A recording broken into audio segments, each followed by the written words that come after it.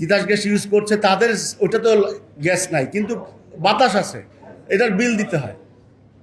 এখন এই এলপিজিটাকে নিয়ে আসার জন্য যে নর্মালাইজেশন করার জন্য আমরা সরকারের কোনো উদ্যোগ দেখি নাই, কোনো উপদেষ্টা একটা কথা বলেনি এটা নিয়ে।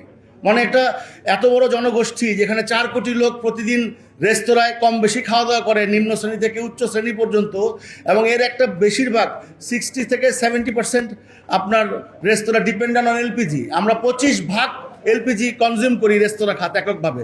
সেইখানে এই এলপিজির যে ইন্ডাস্ট্রিয়ালিস্টরা আছে, এলপিজি যারা উৎপাদন করছে, তাদের দৌরাত্ম্য ভয়াবহ। এবং এই ঘুরে ফিরে কিন্তু তেলেরও সিন্ডিকেট তারা। একটা এলপিজির লাইসেন্স, আপনি জানেন ইন্ডিয়াতে মাত্র 4টা এলপিজি লাইসেন্স দেওয়া, ওইখানে কিন্তু সরকার একটা বড় অংশ কন্ট্রোল করে, এবং কন্ট্রোল করে বলেই কিন্তু সাধারণ মানুষ একটা ন্যায্যতার ভিত্তিতে গ্যাস পায়। এখানে কিন্তু সরকারের যে এলপিজি সেক্টর আছে সেটা নাই বললেই চলে, টেলিটকের মতো।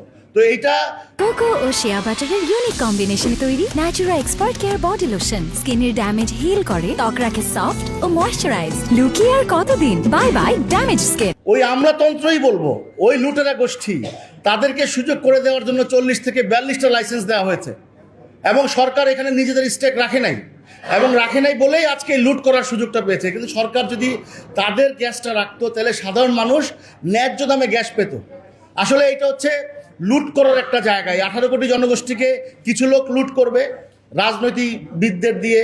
আর এই টোটাল আমলাদের বিরুদ্ধে আমাদের যত অভিযোগ, কারণ তারা পলিসিটা এমন করে আপনি এই পলিসির বাইরে যেতে পারবেন না। সুতরাং আমরা মনে করি যারা ক্ষমতায় আসবে ভবিষ্যতে, তারা যেন এই আমলাতন্ত্রের যে দূরত্ব এটা যেন বন্ধ করে, এবং এখানে যেন সত্যি সত্যি দেশপ্রেমিক কাউকে নিয়ে আসে। আপনি দেখবেন যে আমরা এত চিল্লাচিল্লি করছি, এত বলছি, কারো কোনো ঘুম ভাঙে না, যে কুম্ভকর্ণের ঘুম। এবং তারা কিন্তু প্রতিশোধ পরায়ণ। আমরা যারা নেতৃত্ব শ্রেণীতে আসি তাদেরকে কিন্তু প্রচণ্ড ডিস্টার্ব করে বিভিন্নভাবে আইনের ফাঁকফোকর দিয়ে। তো সুতরাং আমরা কথা বলছি, তারপর আমাদের কিছু বলতে হবে, কারণ এত বড় একটা সেক্টর, এই সেক্টরটাকে দিনের পর দিন অবহেলা করা হচ্ছে, দিনের পর দিন। এবং এই সেক্টরে একটা নীরব চাঁদাবাজি চলে। আপনি দেখেন কিছুদিন আগে রাজুকের নামে যে আপনার ভাঙচুর চলছে, বন্ধ করেছে, প্রত্যেকটা জায়গায় চাঁদাবাজি করছে রাজুকের লোকজন। নতুন চেয়ারম্যান আসবে, তার অনুগত লোকজন এই চাঁদাবাজি মাসেহারা মাসকা বাড়ি নিবে। তো এটা বলার তো কেউ নাই, এটা আপনারা সবাই ভালো জানেন যে কোথায় কিভাবে চাঁদাবাজিটা হচ্ছে।